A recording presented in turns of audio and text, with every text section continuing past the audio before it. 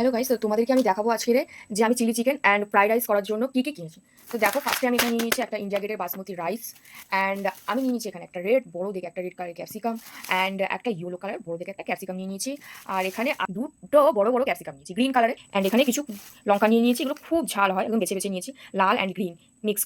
আর এই যেখানে দেখিয়েছি এই যে ক্যাপসিকাম দুটো কি বড়, এই ক্যাপসিকাম দুটো নিয়েছি বড় বড় দেখে একদম, ঠিক আছে, বড় বড় ক্যাপসিকাম নিয়ে নিয়েছি। আর কতগুলো বিনস নিয়েছি ফ্রাইড রাইস করার জন্য। আর এখানে নিয়ে নিয়েছি একটা ছোট্ট দেখে বোতলে ভিনিগার।